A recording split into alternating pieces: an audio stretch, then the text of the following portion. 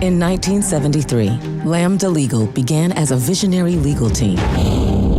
Fighting for our lives. Defending our communities. Demanding fairness for all. Since then, we have represented equal protection under the law for LGBTQ+ people.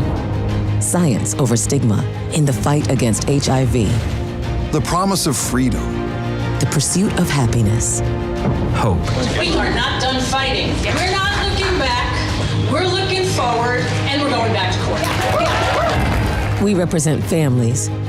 Youth. Seniors. Transgender and non-binary people. Everyone living with HIV. You. In countless cases. In courtrooms across the country. In living rooms and at kitchen tables. We've changed laws. Policies. And minds. We represent 50 years of unprecedented legal victories. And an unstoppable future. Where students learn about discrimination in the classroom. So they don't suffer it in the halls. Where LGBTQ+ couples can walk hand in hand, anywhere and everywhere. And where opportunities are available to all. We've set the precedent. And there's no stopping us now. We are informed by the past. Motivated by the present. Inspired by the future. After 50 years of unprecedented litigation. 50 years of staggering success. 50 years of defending hard-won rights. We look ahead to 50+ more. More chances to represent those in need of a champion. A hero. The last line of defense in the fight for our lives. More opportunities to represent courage in the face of injustice. More ways to create unprecedented change. More reasons to stay unstoppable. Lambda Legal. Unprecedented past, unstoppable future.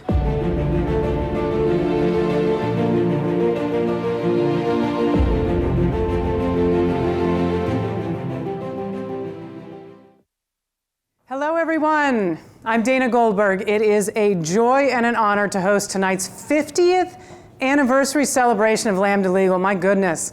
This is the country's oldest and largest legal organization fighting for the rights of LGBTQ+ people and everyone living with HIV. Now, we're coming to you live from New York City, where Lambda Legal was actually founded 50 years ago.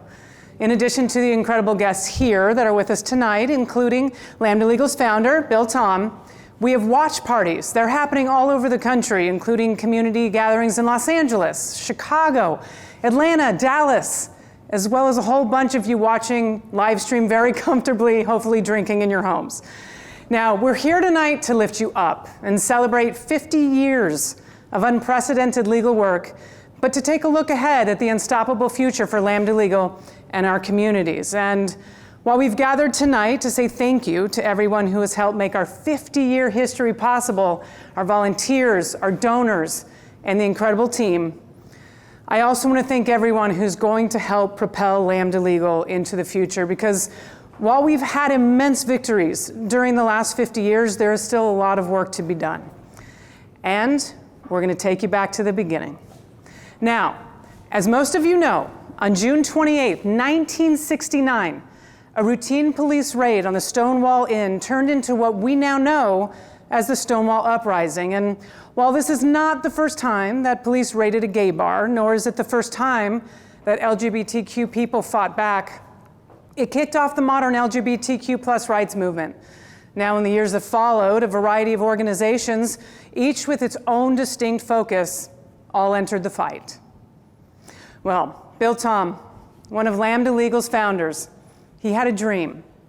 He wanted to form a legal group that would fight for LGBTQ+ equality, inspired by other organizations such as the Puerto Rican Legal Defense and Education Fund. Bill and fellow pioneering attorneys, E. Carrington Bogan and Michael J. Lavery, they filed Lambda Legal's incorporation paperwork as a nonprofit. However, a panel of judges right here in New York, they rejected the application because they felt the mission was neither benevolent nor charitable, which we know is not true. But Bill's not going to take no for an answer. So, Lambda Legal was forced to become its own first client, and the fight for its very right to exist began. On October 18, 1973, this was 50 years ago, they received the decision from the New York Court of Appeals that allowed Lambda Legal Defense and Education Fund to officially incorporate. Things were not exactly fancy at the beginning, and you're going to see that. They had $25 in the bank. Bill wrote the name of the organization on a Band-Aid. He slapped it on an apartment mailbox. That was the first official Lambda Legal office. Unreal. But what they lacked in resources, they made up for in dedication, talent, and smarts. Lambda Legal's early cases, including defending LGBTQ+ student organizations' rights in universities, allowing for access in federal prisons to LGBTQ+ publications to be circulated. Custody cases, some of the very first cases challenging the ban on gay and lesbian people serving in the military. Now, despite having basically no budget for publicity, the work spoke for itself, and more folks looked to Lambda Legal for assistance. But as momentum was building, the community was hit with the AIDS crisis. Now, Lambda Legal confronted this challenge from the start, and its mission expanded to fight on behalf of the people impacted by this new epidemic and those who were treating them. Very important. Now, why don't we take you back? When Dr. Joseph A. Sonnabend's Greenwich Village neighbors illegally tried to evict them because he treated AIDS patients in the office in his building, Lambda Legal stepped in to make sure that fear did not win. Instead, we won by teaming up with the New York Attorney General's office to establish, for the very first time, that under disability laws, it's illegal to discriminate against people who have HIV. And that was just the start of our work on behalf of people living with HIV. Over the last 50 years, our victories include getting insurance companies to cover HIV testing and treatment, and to pay benefits to those disabled by the condition. We've tackled HIV criminalization laws and won the right for those in the military living with HIV to commission as officers. And right now, the fight continues on behalf of those living with HIV who want to enlist and serve their country, which is currently still against military policy. One case at a time, one policy at a time, Lambda Legal continues to work to end outdated and unconstitutional treatment of people living with HIV.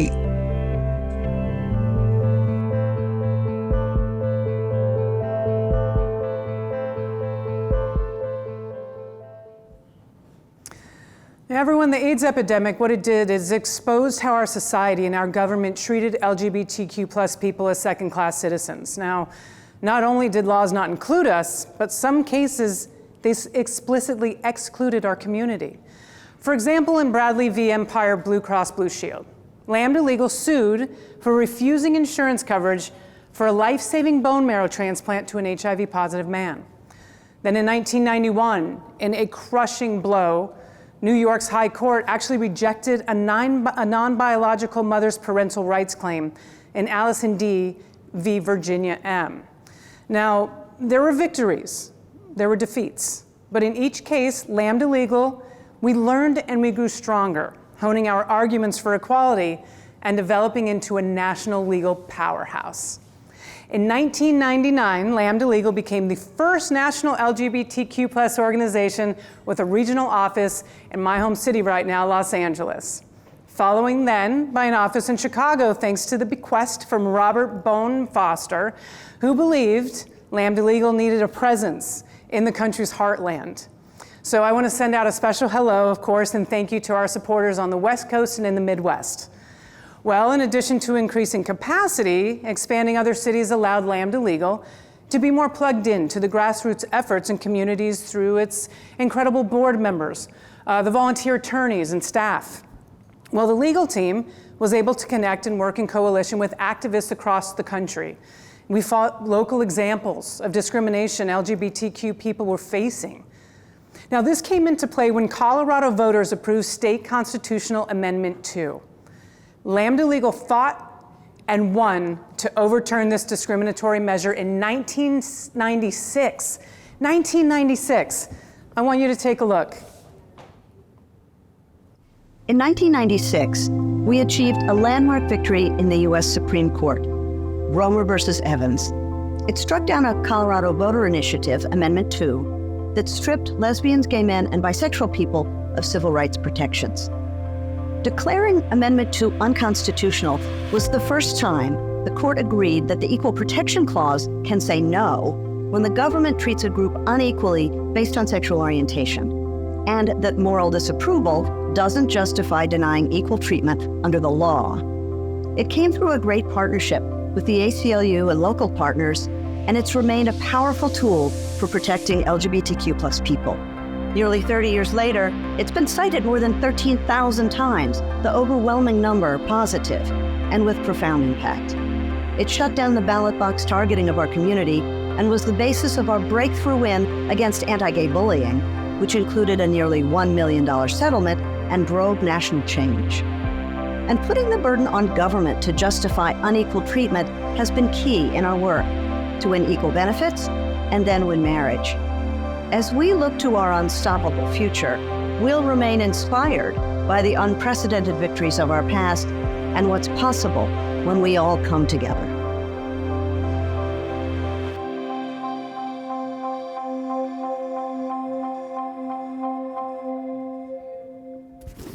I feel very lesbian Steve Kornacki tonight, so that's what we're doing. The Romer decision set an incredible legal precedent, and it came 10 years after a bitter defeat from the court in 1986, and that was Bowers versus Hardwick. Well, that case can best be described by this insane quote from Michael Hardwick at the time, and this is what he said.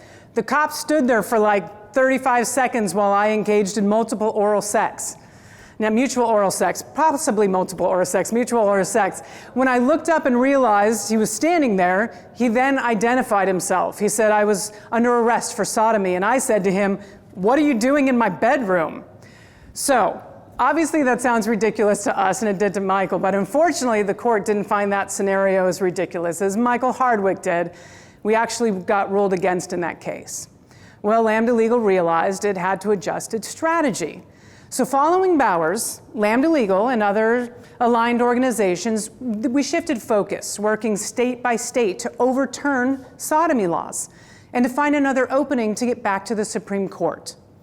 And when John Lawrence and Tyrone Gardner were arrested in their own homes, they found that exact case. I want you to listen to this.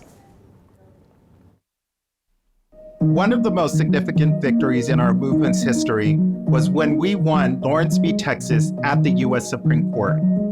The beauty about the Lawrence case is that not only did it find sodomy laws unconstitutional, but it also built on the idea that the Constitution protects all of us. We all have the right to privacy. The government has no business telling consenting adults what intimate conduct is allowed in the privacy of their own homes. Lawrence was also an example of egregious police misconduct and laid a foundation for our continuing work in fighting against the criminalization of LGBTQ+ people's very existence, as well as bias and discrimination in the criminal legal system. This is currently the most dangerous landscape that LGBTQ+ people have faced in decades. When you propose and pass horrendous anti-LGBTQ+ laws, police officers feel empowered to enforce them or to use them to target and harass LGBTQ+ people. And that's why it's crucial that Lambda Legal continues its powerful work defending our right to be our authentic selves, both in public and private.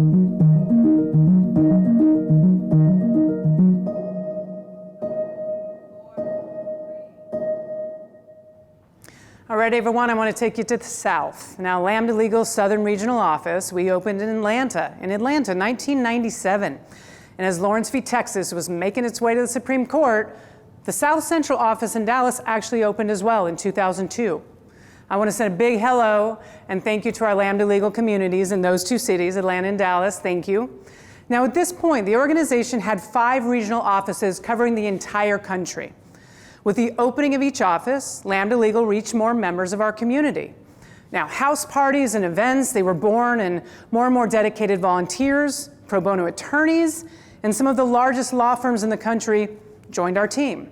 And they all amplified Lambda Legal's effort in community organizing, fundraising, and legal capacity. Now, this growth allowed for the creation of special projects focused on family relationships, employment fairness, marriage, youth and out-of-home care, non-binary transgender rights project, and Proyecto La Igualdad. Now, with the full might of our experience behind us, Lambda Legal found itself leading the nationwide effort to win big at the Supreme Court once again. This time to protect our families and make a stand for marriage equality. Now we're going to take you right to 2015. After the 2003 Lawrence decision eliminated the criminalization of lesbian, gay, and bisexual identities, we focused on winning the freedom to marry. Obergefell versus Hodges, the landmark Supreme Court decision vindicating marriage equality, was the culmination of a decades-long battle to protect same-sex couples and their children. It all started in 1993 when the Hawaii Supreme Court ruled that barring same-sex couples from marriage violated the Equal Rights Amendment of that state's constitution. In 2009, our unanimous victory before the Iowa Supreme Court proved that we could win even in the heartland, and the wins for love kept spreading.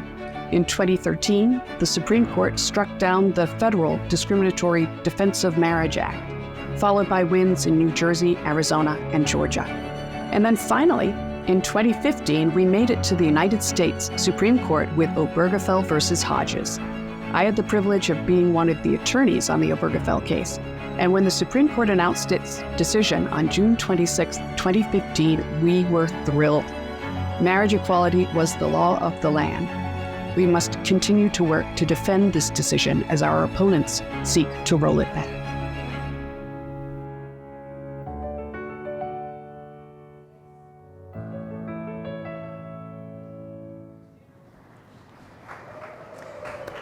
Absolutely. Now, I want to take a moment to acknowledge how difficult this work has been. We are here tonight to celebrate, but let's be clear, none of Lambda Legal's successes came quickly or easily. We all know that. So often as we seem to advance our case for equality, we're hit with setbacks and reversals. Now, we saw this in the way our community was stigmatized during the HIV epidemic. We saw this in 2004 when so many states passed their Defense of Marriage Acts in response to the growing momentum for marriage equality. And we saw it after Obergefell when Donald Trump was elected in 2016. Lock him up. Politicians and elected officials who for years had used our community and the issue of equality to sow division, well, they now hold seats in the highest ranks of government. It's terrifying. In response to this threat to our progress, Lambda Legal opened a Washington, D.C. office in 2017. Now, there used to be a time to file a case and go to court, and all that changed. Now, Lambda Legal had to react to middle of the night, crazy tweets from the former president, kicking trans people out of the military. Lambda Legal won that case, by the way, and trans service members serve openly today.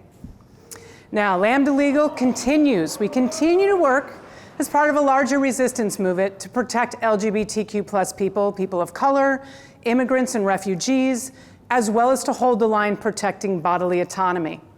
Now, sometimes this takes the form of ensuring that a same-sex couple can stay at a nice little B&B when they go on vacation, or that they won't be harassed in their senior living facility because of their gender identity or sexual orientation. And while no one is guaranteed a cute passport photo, usually it's quite the opposite, we should be guaranteed that our passport information reflects who we actually are. Now, this is where we are at in 2021. Finally, take a look. In October 2021, Lambda Legal's work on Zim v. Blinken yielded a landmark change in federal policy for the LGBTQ plus community. Dana Zim, an intersex and non-binary U.S. Navy veteran, became the very first American to hold a passport with an X gender marker. This unprecedented win was a continuation of the groundbreaking work Lambda Legal has done over the years, fighting for equality for transgender, non-binary, and gender non-conforming people. We put police misconduct in trial in the case of the tragic murder of Brandon Tina. We protected people who are transitioning from being fired from their jobs, like Vandy Beth Glenn in Georgia. And we defended transgender military service members to ensure that they can serve openly without fear of discrimination. Time after time, Lambda Legal has made and won the argument that transgender people have the right to be themselves without experiencing harassment or violence.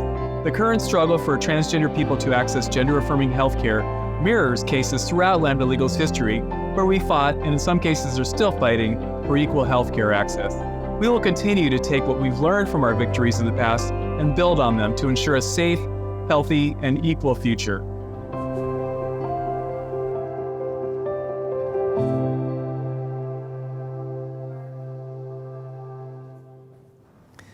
We've heard some legal case names tonight, but behind every case is a real person. Now, I want to take a moment to give a shout out to the people who are crucial to Lambda Legal's work, the plaintiffs. These are the people who are just trying to fall in love, that are trying to get married, to be healthy, do well at work, take care of their kids, and then suddenly when one of or more of those things are threatened, they're thrust into the limelight. Can you imagine being an LGBTQ plus young person who can't learn history in the classroom, or being a kid and being told you can't talk about your family at school? Or how about being a parent, learning that your state is going to investigate you for child abuse because you are providing life-saving, gender-affirming care to your transgender child? This is where we are at in 2023. And this is who Lambda Legal is fighting for. Today, here we are. In 2023, we've seen nearly 600 anti-LGBTQ plus bills introduced across the country, many targeting vulnerable trans and non-binary youth. As we reflect on Lambda Legal's past 50 years of progress, we must address the urgent threats we face today and look to the future. We cannot rest while living in a world where the Dobbs decision, overturning Roe v. Wade and decades of precedent, has come down from a hostile Supreme Court in the very same year we secured marriage recognition with the passing of the Respect for Marriage Act. Combating these threats takes a combination of impact litigation, policy advocacy, and public education. We must defend the families who are fighting to get their children gender-affirming care in states like Texas and Montana, and make sure that transgender kids in West Virginia can play school sports on the team that aligns with their gender. We must also protect vulnerable LGBTQ plus youth who don't have supportive families and often find themselves either on the street or put into discriminatory foster care systems. Whether it's fighting for the passage of better laws or fighting against discriminatory laws on the books, Lambda Legal pledges to protect this next generation and to continue its work of ensuring lived and legal equality for all LGBTQ plus people and everyone living with HIV.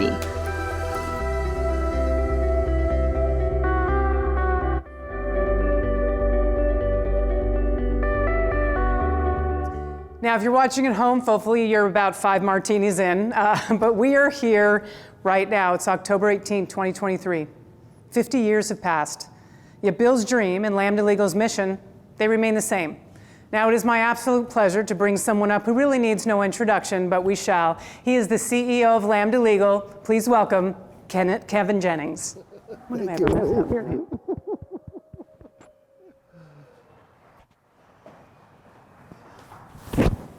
Good evening, everyone. From coast to coast, we are thrilled to see you. And I want to start with a basic fact about Lambda Legal. Lambda Legal has always been about freedom.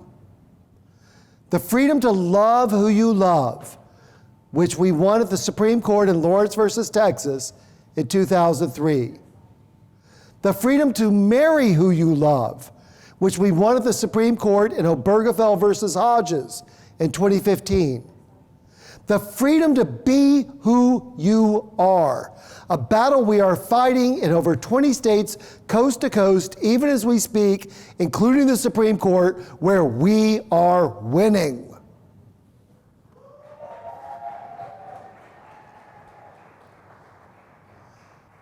But the sad fact of the matter is, Freedom is under attack in America today. Nearly 600 anti-LGBTQ plus bills have been introduced in 47 states in 2023, and over 80 have become law in over 20 states. Given the extremist majorities in many state legislatures, the simple fact is, in many places, we can't stop these bills from becoming law. So it falls to Lambda Legal, the community's last line of defense, to get them struck down in court. Folks, it's a scary time. We are in a fight about the future of our nation, about the fundamental values of this country. Will this truly be a country that is the land of the free, where everyone can pursue life, liberty, and happiness as they wish? Or is this going to be a country where some Americans can tell other Americans how to live their lives, in fact, who they can be? That is what is at stake in this fight. But you know, we've seen scary times before. We have prevailed then, and we will prevail again.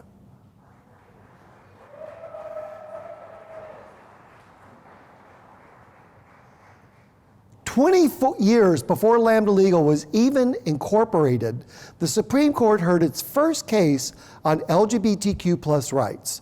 It was One Inc. versus Olson.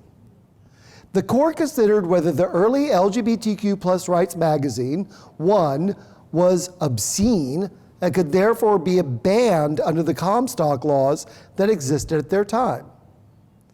Odds were long against One magazine. Same-sex relationships were still a crime in all 50 states. Homosexuality was a mental illness for which you could be institutionalized without your consent. The lavender scare was at its height, with thousands being dismissed from government service for being known perverts. But One magazine persevered, and in the first ever Supreme Court decision in favor of LGBTQ plus rights, One magazine was victorious. This is America at its best. You see, when our system functions the way it's supposed to, and I don't want to fool you, it doesn't always work that way, but when it functions the way it's supposed to, the courts serve as a shield, protecting the minority from the tyranny of the majority. Appealing to the courts has been the most fruitful avenue to advance LGBTQ plus rights throughout our movement's history. And Lambda Legal will continue to use the courts as a shield to protect the freedoms of LGBTQ plus people and everyone living with HIV.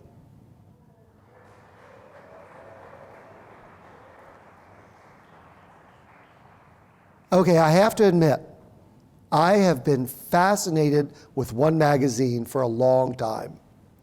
I wrote one of my graduate school papers 30 years ago on the letters to the editor section. I read every single letter published over the magazine's 17-year history. This one from 1954 has always stayed with me. It reads, "I will always remain willing to support in my small way any effort to reduce intolerance toward a minority group in the United States. I realize the road ahead of us is long and difficult, but that part of the road already traveled has been pretty tough too." For me, the words of this letter are prophetic. Indeed, the road ahead of us is long and difficult, but that part already traveled has been pretty tough too. That wasn't the only thing that struck me about this letter. This anonymous letter came from Winston-Salem, North Carolina. Winston-Salem, North Carolina. That's where I grew up. It's where I felt such despair over my future that I tried to take my own life as a teenager. Winston-Salem, North Carolina, the place where a decade before I was born, someone was dreaming The world could be better. The world could be different. The world could be a place where there was freedom for all. Because of those dreamers, we live in a profoundly different world than they did. Now, I don't want to be a Pollyanna. North Carolina, my home state, is one of those states where we don't have the votes to stop hateful bills from becoming law. This year alone, they've passed 3 anti-LGBTQ+ laws over the veto of Governor Cooper. But Lambda Legal is fighting back. That's why just last week, we went to court in North Carolina to fight for the right of young trans people to be who they are, and we will keep fighting until they have that right.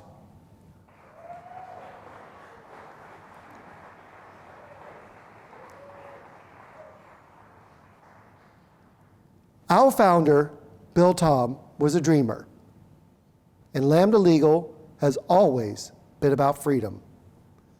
We are fighting to make this country a place where every LGBTQ+ person and everyone living with HIV is free to live as their authentic selves. We are fighting for a country where same-sex couples are free to walk down every street, in every town, in every state, safe and secure.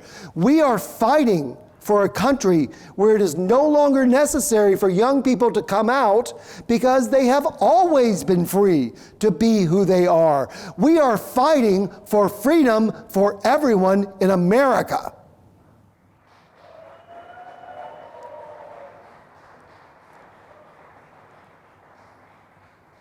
So tonight, we have gathered around the country our staff, our volunteers, our supporters, all of them dreamers, like Bill Tom.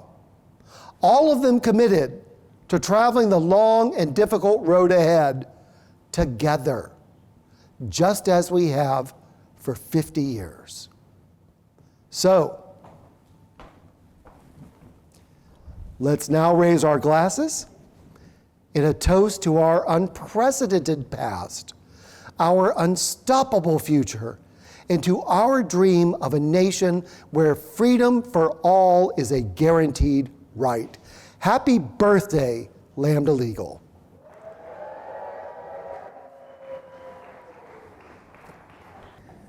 Kevin, thank you for your leadership. Truly, it has been a pleasure to work with you and see what you've done with this organization. I am grateful to Lambda Legal and to everyone who is a part of the incredible community here that does the critical work that is so necessary. Now, we are celebrating, and the night is not over.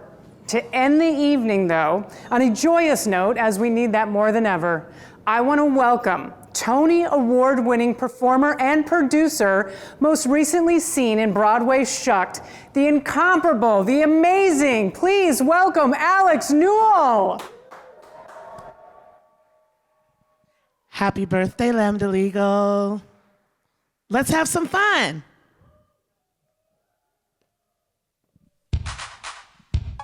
It's my favorite song to sing, and I know it's everybody else's favorite song to sing, so let's sing it together. Even if you have a drink, dance with somebody. Woo! Oh yeah. Uh-huh. Oh yeah. Uh-huh.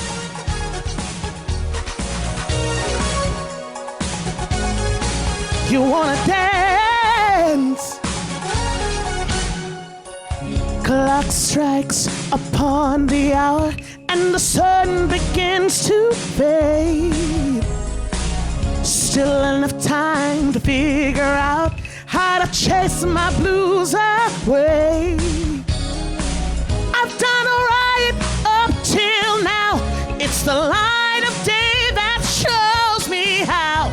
And when the night falls, my lonely heart calls. Sing it!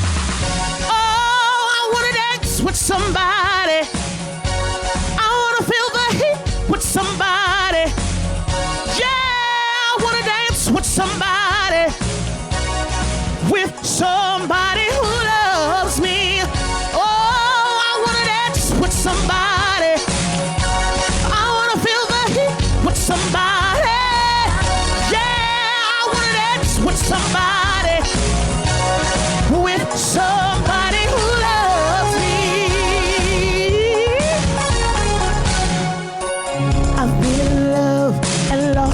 senses spinning through the town. Sooner or later, the fever ends, and I wind up feeling down. I need a man who'll take a chance on a love that burns hot enough to last. And when the night falls, my lonely heart calls. Oh, I wanna dance with somebody. I wanna feel the heat with somebody. Yeah, I wanna dance with somebody. With somebody who loves me. Oh, I wanna dance with somebody. I wanna feel the heat.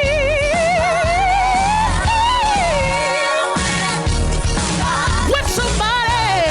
With somebody who loves me. Ooh. Somebody who loves me. Yeah. To hold me in his arms. I need a man who'll take a chance on a love that burns hot enough to last. And when the night falls, my lonely heart calls. Oh, I wanna dance with somebody. I wanna feel the heat with somebody. Yeah, I wanna dance with somebody. With somebody who loves me. Oh, I wanna dance with somebody. I wanna feel the heat.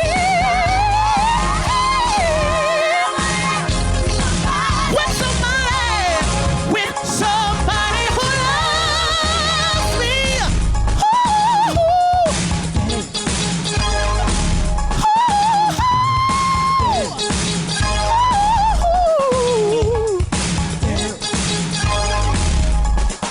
Oh, yeah, don't you wanna dance with me, baby?